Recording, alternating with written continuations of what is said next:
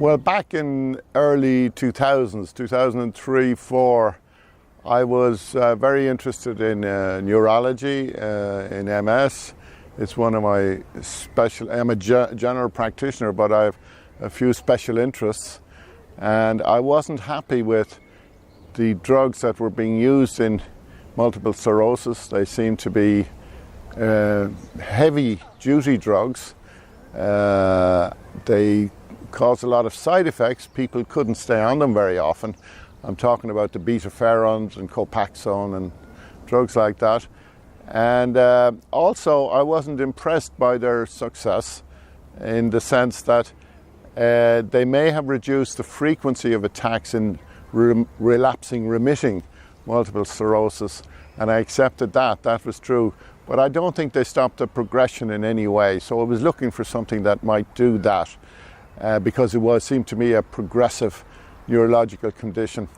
And I read an article on the Irish Times, actually, written by Mary Boyle Bradley, who subsequently wrote a book called Up the Creek with a Paddle, which is about LDN. And she was living in New York at the time, and her husband had MS, and he was on the beta-ferrons. And she had come to know a Dr. Bernard Bihari, who was a neurologist living in New York. And at that time, he had been research doctor for the AIDS crisis, and he was looking for drugs that would affect the immune system, because of course that's what happens with AIDS and HIV. Your immune system crashes. So in the pursuit of that, naltrexone was discovered and produced to help IV drug users.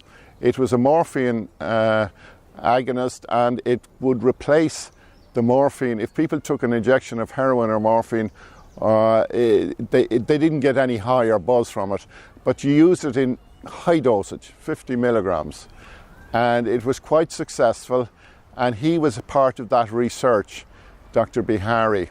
Now, he had a big budget, he had a lot of students that he was comparing the drug with the people with HIV, and he noticed that when he reduced the dose, because he wasn't quite sure of what the dosage should be, but when he reduced the dose, the effects of LDN changed. He was measuring the endorphin levels to try and figure out what was going on in the immune system of the patients, and he noticed that at low dose of naltrexone, the endorphin levels often tripled, which was a surprise finding. He certainly didn't expect it, but he noted it, and he checked it a few times, and this was true. So he thought that the low dose, while the same drug, naltrexone, had different qualities of action and could be used maybe for different things than the high dose. The high dose blocks the endorphin sites 24 hours a day. The low dose, apparently after more research, blocks it only for a very short time, 2 or 3 hours, and there's a rebound phenomenon then by the brain and the endorphin centers where they produce a lot of their own endorphins. So it stimulates the body to produce their own and therefore improves your immune system. Fritz Bell was a doctor who was using LDN and histamine therapy in his wife, and he found that very successful, and I subsequently looked up a number of websites and other emails from other patients who've been using LDN, and I found everything about the treatment method was supportive and positive, and this I found very encouraging. Subsequently, I spent the following year both testing and further investigating LDN use. I tested it extensively on myself, found positive results, ultimately decided to purchase 5,000 capsules of LDN from a pharmacy in New York, and with these I effectively advertised the use of LDN by writing an article in a magazine called New Pathways, the magazine of the MS Resource Centre and MS Charity, and with that I gained literally hundreds of patients who already obviously knew about LDN and simply wanted a source of where to obtain it. Since that time I've never been able to give up the idea, and the method has simply snowballed ever since. We now have about 500-600 patients on LDN for many different reasons, mainly MS, but also other autoimmune conditions like ankylosing spondylitis, colitis, Crohn's disease, Sjogren's syndrome, dermatomyositis, rheumatoid arthritis, psoriasis, etc. There are many autoimmune conditions, and also a number of people with cancer, the most dramatic of which was a gentleman with lung cancer that was considered terminal. He was given effectively 3 months to live, and that was 7 years ago. He's been on LDN ever since, and the cancer has simply shrunk away and disappeared, and they can no longer find it. And he's still alive, fit and well, with no problems at all, and remains on LDN that he's now receiving from his GP. The current mechanism of action of LDN is widely debated. There are many studies showing that naltrexone not only works on the opioid receptors for which it's licensed, but on multiple other receptors and biological systems. There's two main sort of stays of thought. One is that it boosts the amount of something called methencephalin, which is a natural happy hormone in your body. So that's an endorphin boost, and that appears to have an anti-inflammatory effect. So that's one of the most long-standing theories. Alongside that, it's been found in a number of studies in test tubes, that's in vitro studies, that the LDN will actually bind to a receptor called a TLR receptor. Now, TLR receptors are involved in the first point of the immune cascade for when, for example, you're attacked by a bacteria or a foreign body.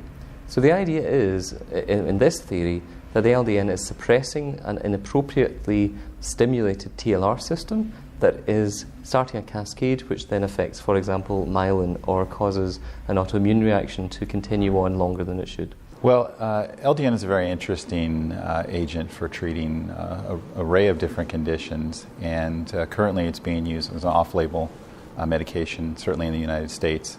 And primarily it's for chronic medical conditions such as multiple sclerosis or fibromyalgia or gut issues. So, for example, Crohn's disease, inflammatory bowel disease, or irritable bowel syndrome are the areas where it's being employed in an off-label manner. While it's unlikely that pharmaceutical type research with large randomized controlled trials will happen, I think that there is increasing interest in doing clinical studies which will broaden the scope of use and hopefully encourage other practitioners to utilize the medication. So I think that the future is bright for the use of LDN in chronic medical conditions, but we still are challenged by the fact that the traditional model of research in the medical field right now is not something that we're seeing a lot of activity with this medication, just simply because of the economics. One of the criticisms that have been leveled against low-dose naltrexone for years is, but it's unpublished. There are no publications to show that this works. I gave a presentation recently in the United States, and I did a PubMed search, and there are now 83 publications in PubMed specifically on low-dose naltrexone. So there's a small and growing number of publications on the use of low-dose naltrexone. There are very enthusiastic physicians, very committed to low-dose naltrexone because we've observed clinically what it can do. There are nice publications for fibromyalgia, and there's a fantastic publication by Professor Jill Smith in using low-dose naltrexone for Crohn's disease. Her first publication was in the American Journal of Gastroenterology, and her next publication was in a much lower-ranking journal. And it's disturbing when you see a randomized, placebo-controlled trial published by a professor from a prominent university that doesn't get published in a high-impact journal. And I really struggle to understand why a journal like the New England Journal of Medicine wouldn't publish something of that quality when you have a medication that's very inexpensive and potentially very beneficial for lots of patients. And the sad thing is, until these big journals decide to publish the data, the little publications don't have as much impact as we would like. So why it is that the big journals don't publish, I guess there are lots of different theories about that, but it's disturbing that it's not happening. Doing research in a clinical basis is actually quite challenging. It's very time consuming and it actually is quite costly. So to do a simple study where you review your practice, of course that's the easiest one to do, and it's the most likely one that you'll see in clinical based practices. But to try and do a randomized controlled trial is a very daunting task. That takes the level of involvement and finances to a completely different level. That type of study, I personally don't see how you can do that without having sponsored support, whether that comes from the government, private industry, etc. There obviously needs a large capital investment to pull that off. So that's basically setting the bar too high for most clinical practices to even entertain that. Really what we've done is we've demanded so much in terms of the level of involvement and the quality parameters that are required for a randomized controlled trial that only the very elite, so in other words, academic institutions, major corporations actually can do the studies. So that unfortunately means that we're seeing less and less novel research because those entities have vested interest in the type of research they do. But many breakthroughs in medicine have come from doctors working in a clinic, doing something novel, taking something that deviates from the traditional approach and discovering that it actually has an application that we never realized. And so that's one of the challenges we face in our modern world, is that type of research is happening less and less and less. And so I started using it in MS, and that's in 2004 or 5. I went to the first conference in 2005 in New York and met most of the people who were in the LDN business there, including Professor Garoni, who's a professor of neurology in Milan, and who repeated the work done by Dr. Bihari and discovered that the endorphins were lowest in people with primary progressive multiple sclerosis, for which the neurologists tell us that there's no treatment. I give all my patients with this condition LDN, and they're all got better and they're stable. So the forms of LDN that we have in the UK that we know are safe, well controlled and come from a known source are the LDN liquid, 1 mg per 1 ml, LDN sublingual drops that are 10 mg per ml and they're used under the tongue, LDN capsules in 3 mg and 4.5 mg strengths, and also there is an LDN cream which comes in 0.5 mg per 1 ml. So within that range there usually is a formulation that will work for you. And I have had very great success in some conditions, particularly fibromyalgia, which is an acute pain syndrome. Again, it was thought to be kind of psychological at one stage. We now know it has to do with a more inflammatory situation in neurons, in the glial cells maybe, etc. in the brain, and the increase in cytokines. So we're getting to know a lot more about these conditions, and they're genuine conditions. LDN in fibromyalgia has dramatically improved most people, and Stanford University, who has done some research in this, has proved that and advocated its use as a primary agent. Yeah, the pain started to build slowly, so I started having pain down one side, and then slowly that got worse and worse, and it spread everywhere, and I thought it was my mattress. So I bought a new mattress and realised that mattress was even worse. And then after that mattress, I bought another mattress, and so on, till 10 mattresses down the line. A lady said to me in a shop, if this mattress doesn't suit you, then there's something wrong. And I thought, that's a bit cheeky. But however, I thought, well, you know, this one's probably going to be okay. But that was actually the worst one of them all. It was horrendous. And I ended up going to the GP and explained to him what was happening in floods of tears, and he said to me, where are you hurting? And I said, I'm hurting everywhere. There's not part of my body that doesn't hurt. It literally felt like I was bruised all over, like I'd been beaten up. And he said, I think you've got something called fibromyalgia. And I said, right, I had heard of it briefly from one of these ladies in the mattress shop. Her daughter was diagnosed with it and she'd had trouble sleeping on a mattress.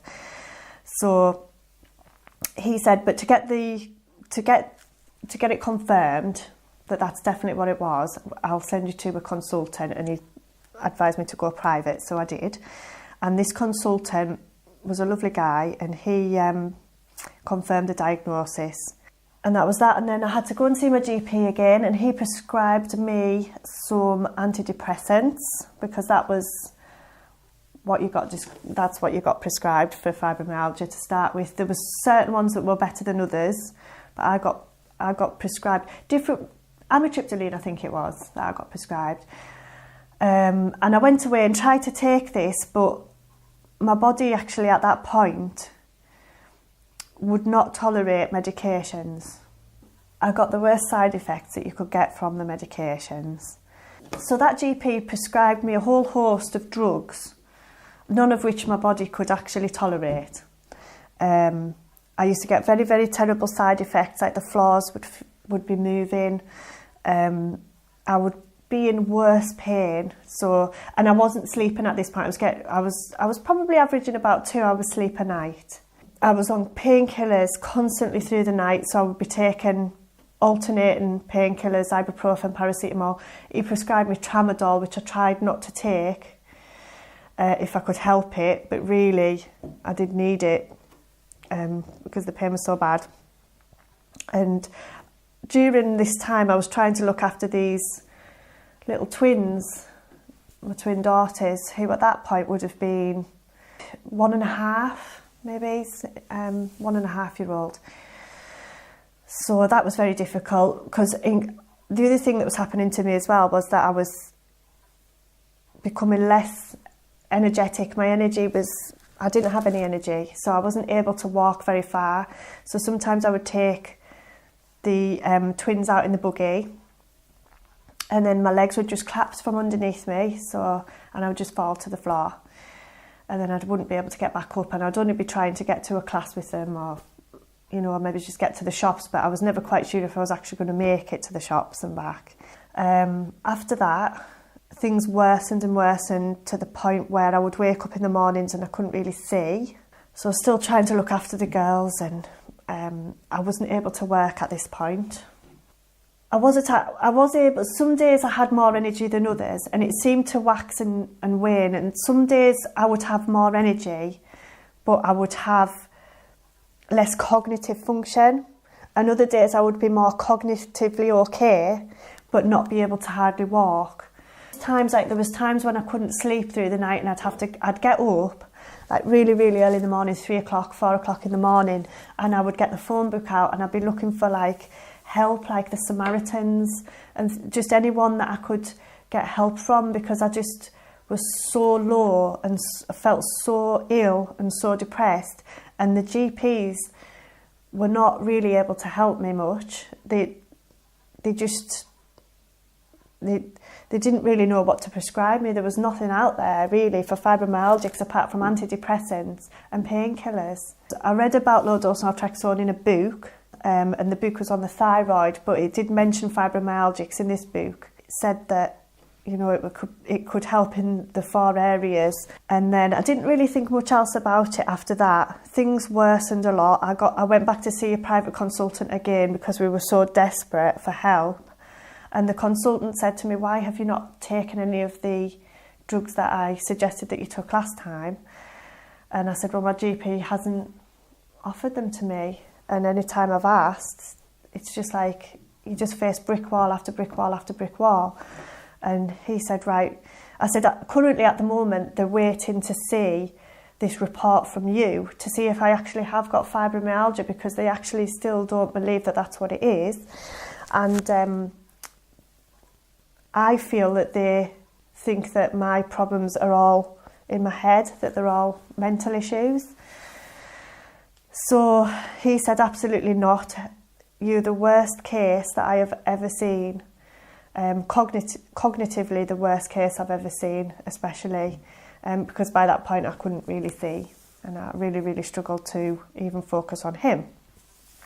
So I asked him about low dose naltrexone as well, and he said I showed him some information that had taken off, the internet, and he read it, and he said because it was only a pilot study, he wasn't able to prescribe it for me, but he would have been more than happy to prescribe it if I'd found somebody willing to, he was happy to refer me to somebody that was prescribing it. He would have been quite happy to do that if I got back in touch with him, which was very, very nice that he considered that, because any other GP that I mentioned it to said there was absolutely no way that you will get that drug from us. And I tried a few GPs, and again, it was just like hitting a brick wall. None of them felt brave enough to take the risk to prescribe it, even though the side effects are very, very minimal compared to a lot of the drugs that I was already being prescribed by the GPs. On the drugs that I was taking off the GP, the antidepressants, they picked me up enough to be able to use my laptop to be able to do some studying on low dose naltrexone, and I eventually found a GP in London that was prescribing. There was a few around the country. He was prescribing from a clinic in London, and he was happy to do a consultation with me over the telephone. So he asked me a few questions, like what I hope to achieve from taking the medication, and I said, well, if I get any improvement at all, then that would be brilliant. If not, then obviously I haven't lost anything. That was what I felt. And he said, that's a good attitude to have, and I'd be happy to prescribe it for you. So nowadays, life's very, very different from those 3 years where I was very ill, and I'm able to, I would say, live a very fulfilling, normal life like everybody else, really, that's fit and healthy. So I like to, I was able to do work on my house, which I wanted to do. I enjoy doing that in my spare time, and just do normal everyday tasks like washing the dishes. I'm able to stand at the sink, which is something I wasn't able to do, or I could but not for very long. Even just like manage to get from room to room without crawling. I would say on low dose naltrexone, I feel much better than I did before I was actually diagnosed as fibromyalgic. What makes me frustrated is the fact that there are GPs out there that are able to prescribe this drug if they feel it is of therapeutic benefit, yet they won't take the risk or even take the time to research the drug to see if it would be of benefit to that particular individual. And even at times when I've handed information over, they have said, there is no way that you will receive that drug from this practice.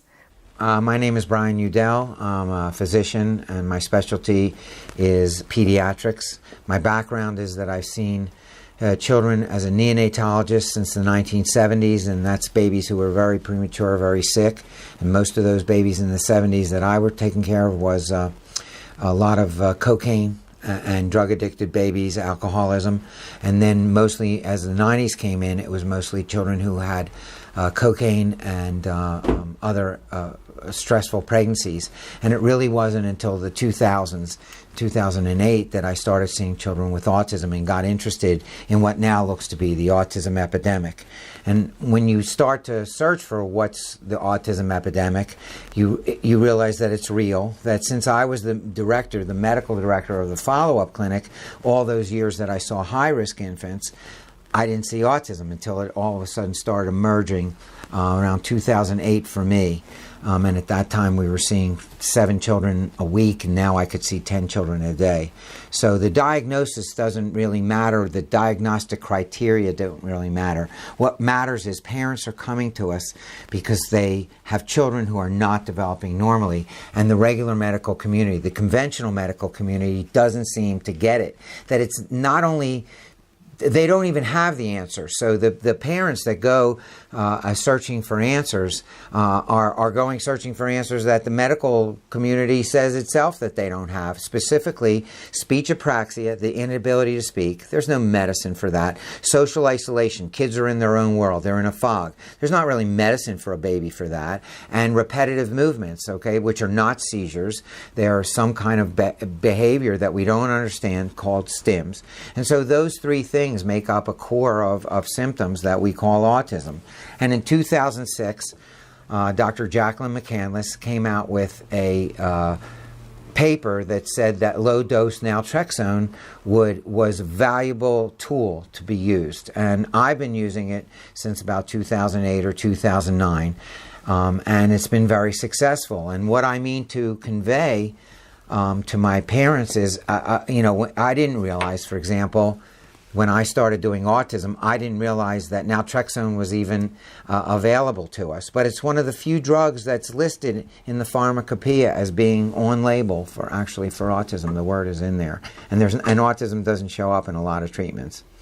And it's very simple to give, and it's very inexpensive, and it's effective in a lot of cases. And I think that the trick that every doctor is trying to figure out as we get older, they call it practice for a reason.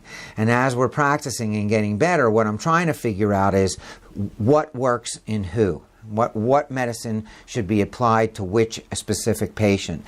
And there's not one kind of autism. I see 15 or 16 different basic variations of autism. And then within that, there's other things that are different. And so it's a very complicated condition. It doesn't have an easy answer. Symptoms are the main thing that we're attacking right now, not necessarily what the most upstream problem is. And LDN, low-dose naltrexone, has for me, proven to be effective in children who have aggressive behaviors and in children who have very disruptive behaviors. That tantrums are a big reason, and their immune system is affected. So just like Dr. McCandless wrote about in 2006, it's for immune modulation. The paper that she was writing was for immune modulation to help the immune system, and mood disorder, or some of the word like that she used. And whenever I show it to a parent, I always say, doesn't this look like your kid? Okay? And that's when they give it a try. And so when it was invented, Dr. McCandless realized, so it was, first of all, it was started in the 1980s. The whole idea was brought up at the first time in the 1980s, so that's almost 30 years ago, that it's had thought put into it, how to figure out the dosing. Thought has been put into it about what the mechanism is. Prospective, randomized control studies have been done. Some of them do show a difference. Some of them don't. Most of them show the best difference in aggression and some of the behaviors, which is what I pick it in. When you use those criteria, I feel that this 2006 paper was important because she realized that it's very bitter. It's hard to give the medicine to the children, so it has to be given after 9 p.m., between 9 p.m. and 12 a.m. She's very specific about the immune modulation. And frankly, I'm pretty ignorant about how it's used in cancer and other patients, but at least for us, this was what was proposed for doctors who take care of autistic children. And so the dose is given as a cream because most kids are asleep by the time 9 p.m. comes, or should be asleep, and the taste doesn't matter. And when it's given that way, it's absorbed into the body at the correct time. And I would say, something like 20 or 30% of my patients that I give it to seem to have enough of a response that they continue to get it, which is the only way I can really understand whether a patient thinks it's helping. Some of the patients just keep giving it because they say the kid stopped getting sick. He was getting sick every year, and it seems the immune system is really boosted, and that's a good enough reason for them not just to continue the medicine. And some of them, like Jacob, the mom feels that when it's left off, she feels a big difference in how he's behaving. So it's very benign. It's a low dose. We know what to look for. and it's been given for a lot of years, and for all those reasons, I believe it's a great choice when you're faced with just about bad choices or no other choice in autism.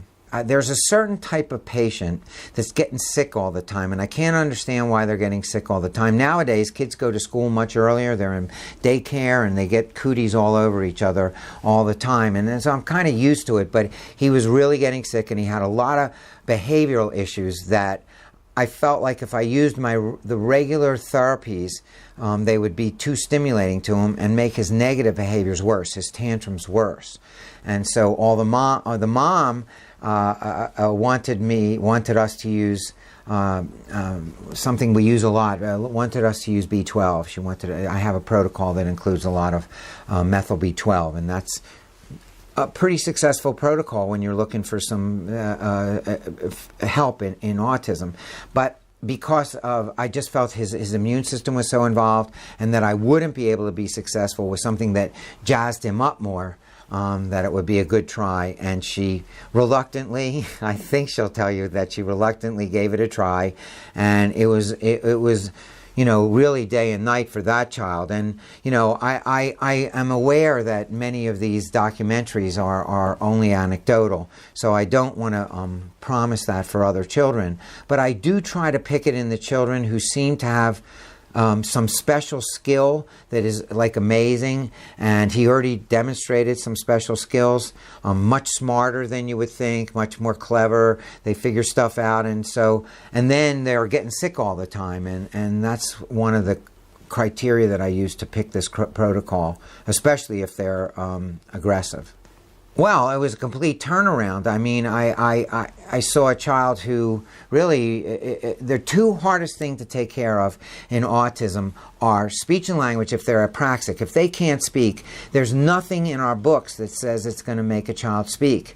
And the other thing is behavioral aggression. Because what we really have for aggression is a bunch of medicines that either are stimulant medicines that slow you down and really fog your brain up, or medicines like for schizophrenia and strong medicines for your brain like Prozac and Zoloft, which are really not meant for little kids. So his was behavior. His wasn't much speech and language. It was more on the behavior side. And faced with the choice of giving a kid something that would make him stoned, basically, maybe more compliant but not as aware, I felt that this was again a great choice, and it did indeed change his life. I didn't know he was going to turn out, and Mom didn't either, to be a prodigy, but I do find that a large proportion of our patients, and I've taken care of a lot of pediatric patients over 40 years, a large proportion of the patients in the autistic community have almost savant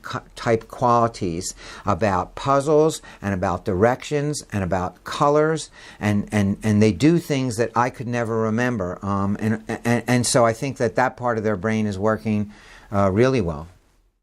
Jacob was born on September 29, 2007, and he was a healthy baby. All the hospital staff commented on what a good baby he was, and so then when we took him home, that changed pretty quickly. He started to become very difficult to comfort. He didn't sleep very much at all. He just always cried. He was always crying. And then about a month, when he was about a month old, he appeared to be choking one night. And that's actually the first time I dialed 911 in my life. It was that evening. Jacob was choking, and it was the scariest moment of our lives, actually. And the paramedics concluded that it was the reflux. He was choking on his reflux. But I'll never forget that evening. We were rushed to the emergency room, and then they confirmed that it was reflux, and so he started on medication for that. And then shortly after that, we realized that when he started on solid foods, he couldn't tolerate any solid foods. He could only eat very pureed baby food, and if there was any type of texture at all, he would vomit. And he was vomiting 3 or 4 times a day. Yeah. And That's projectile vomiting. yeah, he would turn purple, and it was like he was having trouble breathing. He would be coming out of his seat, and it was just very scary and very exhausting. And so we then found that he was diagnosed with a feeding disorder, so he had to take feeding therapy. And then shortly after that, they told us that he also was speech delayed. He was about 2 at that time. He didn't really start eating any solids until he was almost 3. He was eating pureed baby food. So, and then around that time, when he started the therapies, he started developing some other odd behaviors. Right. He had an obsession with fans spinning. Certain things had to be a certain way. The light switches had to be on a certain way. Just things need to be placed a certain way. And if we changed any of that, it would aggravate him and get him quite angry. Yeah, he would get very upset. Yeah. And then he also, we noticed he couldn't tolerate noises, like a blender or toilets flushing or vacuum cleaner or anything like that. And he would just cover his ears and scream. And and then he started to get aggressive as well with us, kicking and punching and just being angry. And, when I would ask him questions, he would say, "I don't want to tell you." Or if I said, "I love you," he would say, "I don't love you." And so then my husband convinced me that we should have him evaluated by a specialist. My husband had 2 older boys, so he had experience, and he just felt like this wasn't normal, the things that was going on with Jacob. And so finally he convinced me. We went to a specialist, and Jacob was 4 at the time, and she told us that Jacob had autism.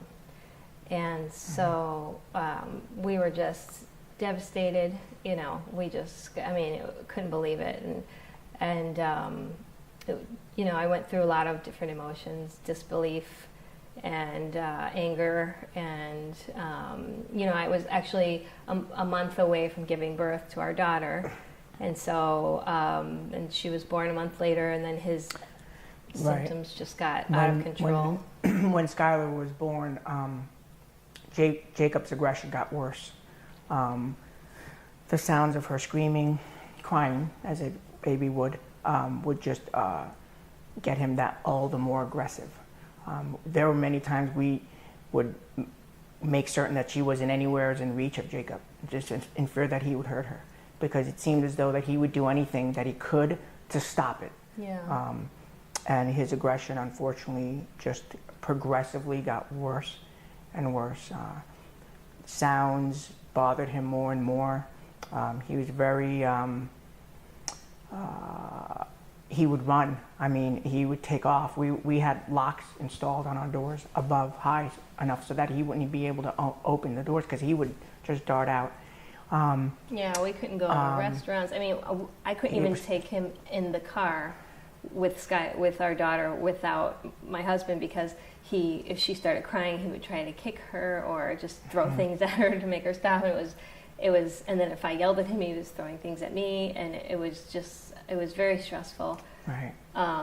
So we were asking advice from other people. We didn't know what to do, and it was recommended that we try therapy. Right. And so we tried occupational therapy for about a month, and even to drive to occupational therapy was dangerous, and I just wasn't seeing any outcome, and I felt like we needed something, done quickly, because this was, a scary situation for us. And he, it's tough because he wasn't reciprocating that love, that, what all parents yearn for with their child, the reciprocation of the hugs and the, I love you and I love you back. And we weren't getting any of that from Jacob. The mornings every morning that Jacob would get up, we were always startled by the abrupt slamming of the doors, the holes in the walls Yeah, the that he mornings was were the causing worst. for just his aggression. And it's tough because, you know, when you have a child that's, you know, you don't have that, and you just wish there was something that you can find or do to turn that around. I decided to try to find some books on autism just so I could understand Jacob better.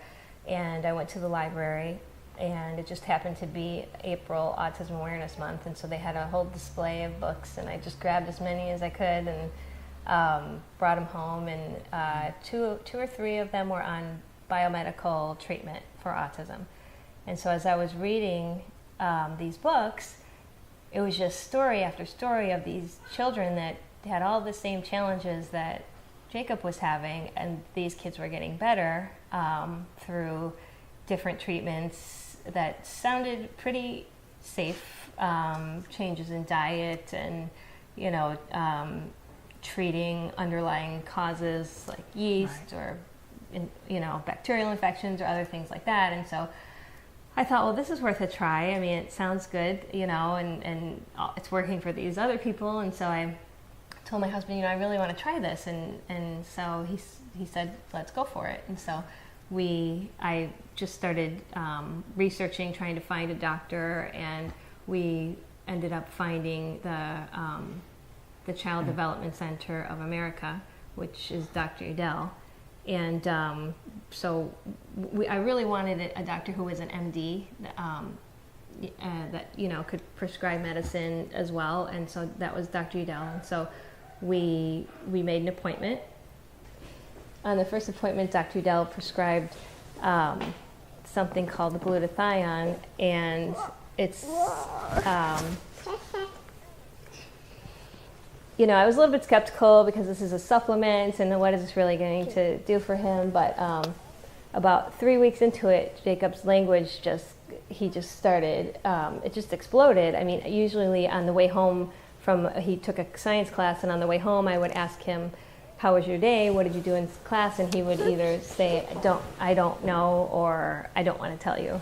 And this particular day, he told me everything he did from beginning to end. And I was like, oh my goodness. I remember just staring at him in the rearview mirror and I couldn't believe how he was answering me. And so my husband said, oh my gosh, the same thing. He's been talking so much. And so then the next visit, Dr. Udell told us, as far as, you know, allergies, we should change his diet and things like that, and so we did.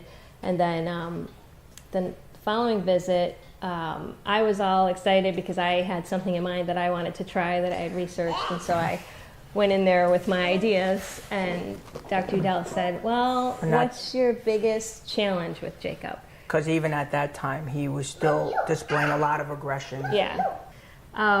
So Dr. Udell asked me, you know, what's your biggest challenge with Jacob? And I said, well, he has a lot of anxiety, he's aggressive, he always seems angry, he's aggressive towards his sister, that's the biggest thing. And he said, well, you know, I think we should try this, it's called naltrexone. And as soon as I heard that, I thought, naltrexone, that sounds like a drug, and I got very upset. And I remember like being teary-eyed and thinking that you're not supposed to be that type of a doctor, I don't want to drug my son. And he said, okay, calm down, this isn't what you think, it's a very low dose, and it's given at night in the form of a cream, and you rub it on the wrist, and basically at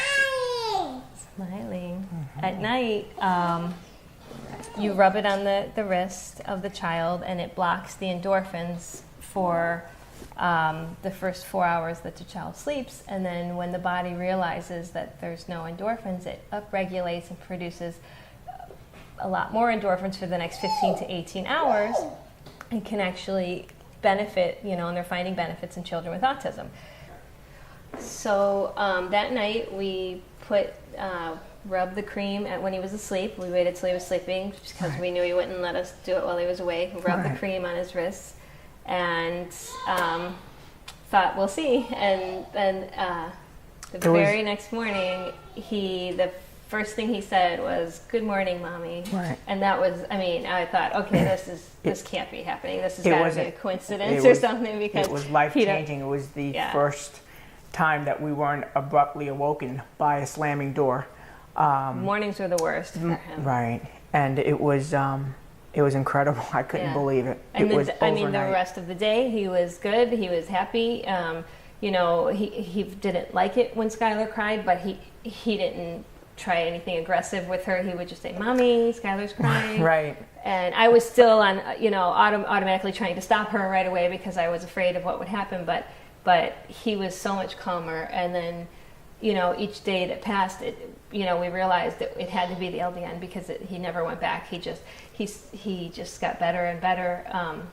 And then we were able to go places with him, unlike prior. Yeah. We were able to go to restaurants and do the very things that we wanted to, and even take him to the very places that all children love to go and play. That we couldn't wait to take him. You know, to play video games. It's the little simple things. You know, ride on the go-karts. You know, things that we knew we couldn't take him because he was just aggressive. He was aggressive, and he'd take off and run. And then. About a month into it, he started to develop little bumps on his wrist. He started getting a rash from the medication. So we were like devastated because we didn't, you know, it was working so well, and I couldn't imagine going back. And so we called Dr. Udell, and he said, "Okay, we'll try it in a liquid form." Right. And so we got the liquid, and that was even more effective. Then at that point, he started asking, you know, allowing us to give him hugs and kisses, and even asking for it, and saying "I love you." And I mean, this was something I thought I would never hear from him again. And so it was just incredible how much it changed his life and our lives. We administer it at night, just before he goes to bed. We put it in a little applesauce. And right before he goes to bed, we give it to him, usually 8:30. 8:30. You know, give it to him, brush his teeth, and then he goes to bed. He sleeps great through the night. I think it may even help with that. And he wakes up the next day happy. And honestly, you know, we have done a lot of different treatments with Jacob, but LDN is by far the most effective. I mean, we've seen the most results. By far. I mean, most people would never know that Jacob was diagnosed with autism, 3 years ago, if they met him today. And honestly, I don't believe he would get that diagnosis if he were evaluated today. My husband plays, and so one day I was in the kitchen, and there was just Jacob and I here, and I heard the song. My husband was playing the night before, and I thought, who's here? And so I went into the piano room, and it was Jacob, and he was just 3, just turning 4. Right. And so I thought, oh my goodness, Jacob, that's you? And I called my husband, and my husband started teaching him a few things. He was picking them up so quickly. And we thought at that time, we then started looking for a teacher.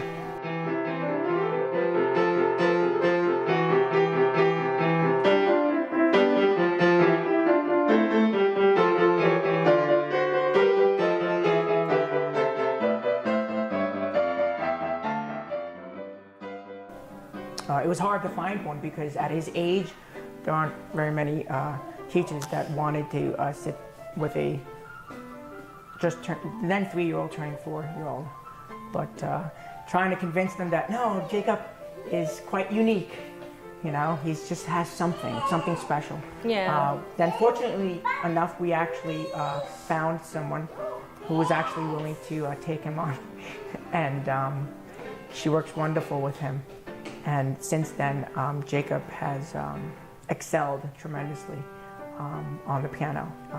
He amazes me every day. Yeah. I mean, he's playing Mozart, Bach, Beethoven, Chopin. Actually, he performed on Good Morning America. We View, put CNN, HLN, local channels, local news. He was invited. He played on the Steve Harvey Show as well, and it was amazing. We just put a YouTube video out there, and it went viral. Yeah, I would say I cannot imagine Jacob performing that first performance on Good Morning America had he not been introduced to LDN. I Right. can't. Most I definitely don't not. believe that would have We ever wouldn't- been a possibility. We wouldn't have been able to even get him on the stage, let alone to sit long enough for an interview. Yeah. And you know, going to these places, naturally there's a lot of noise and a lot of sounds. Yes, LDN has certainly made a big difference and has helped even in Jacob's ability to be able to sit down and express himself through the music, as opposed to perhaps maybe today, I could only imagine how many keys I wouldn't have on the piano had it not been for the LDN.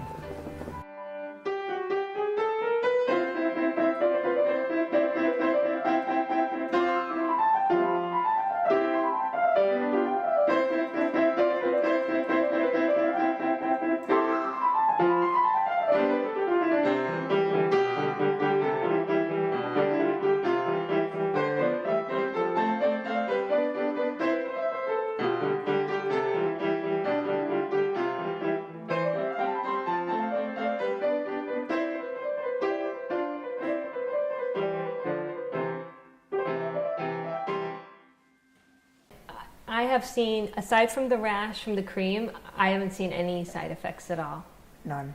from I have none LDN. either.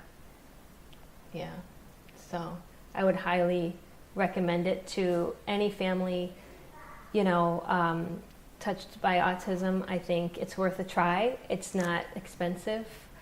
We actually order our LDN from a pharmacy that's nearby, but we actually have it delivered.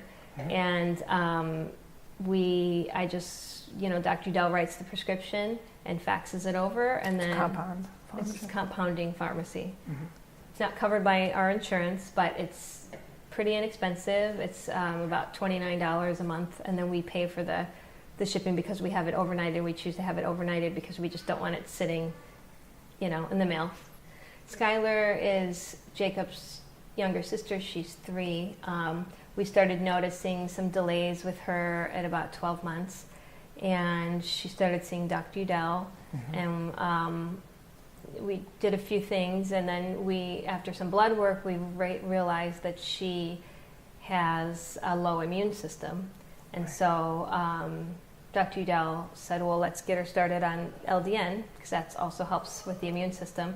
And so at that time, Skylar wasn't aggressive or anything, but she used to just follow me around all day with her thumb in her mouth and just kind of whine. She just wanted to be held all day. She wasn't a happy camper. Yeah, and you know, I didn't quite notice an overnight change in her the way we did with Jacob, but she very shortly after that became very happy. You know, she entertains herself. She's a very happy child now. She still takes LDN. It did help her immune system. It's not exactly where we want it, but it's better than it was. Much better. Yeah. And she's the happiest child that we know. So I mean, I don't know if LDN will work for, you know, other children. All we know is that it worked for ours, and if you have a child with autism, it's definitely worth a try. I would say it's worth it. There's no side effects that we know of. It's not like a typical, you know, it's not a stimulant or an antidepressant or anything like that. It just seems so natural, and it's been a miracle for our family. So if you were looking to try and start taking LDN, the side effects that you would be expecting to have most, possibly a mild headache, possibly a slight stomach upset, but these are generally very, very transient and go away within a couple of weeks. One of the most frequent questions we get is, which drugs can I take with LDN? And the answer to that really is almost anything, but you really have to check with a health professional first. Even if you're on morphine, or even if you're on tramadol, or one of these painkillers that all over the internet it says, no, you must never take it with LDN.